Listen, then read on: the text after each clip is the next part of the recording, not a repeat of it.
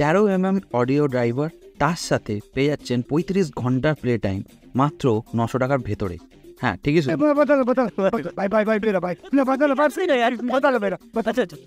আমি কথা বলছি বোল্টের W20 TWS এর।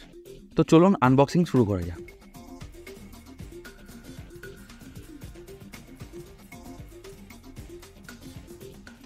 তো এই আমার হাতে চলে এসছে বোল্টের W20 TWS এর বক্স।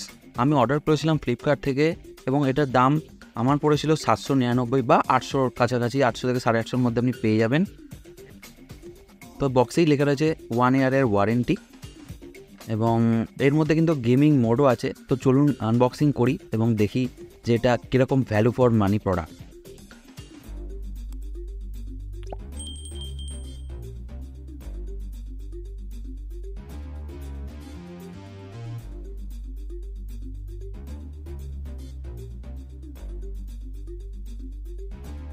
দামটা কম হলেও হাতে কিন্তু খুব একটা প্রিমিয়াম একটা ফিল দিচ্ছে, যার বিল্ড কোয়ালিটিও খুবই ভালো। এছাড়াও দুটো কালার অপশানস আছে আপনার, ব্লু এবং ব্ল্যাকের মধ্যে। এখানে আপনি ওয়াটার রেজিস্ট্যান্সও পেয়ে যাচ্ছেন IPX5 এর। দেখে নিই আর কি আছে এখানে, ম্যানুয়ালস কিছু,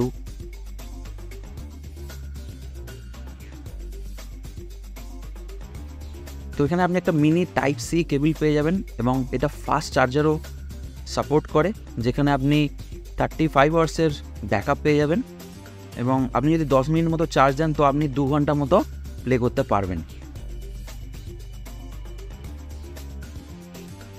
তো এই দামে 30mm এর ড্রাইভার সত্যি ভালো এবং কল ক্লিয়ারিটিতেও আপনি ভালো পাবেন, কারণ জেন মোড এনকোডিং ইউজ করা হয়েছে এখানে টেকনোলজি।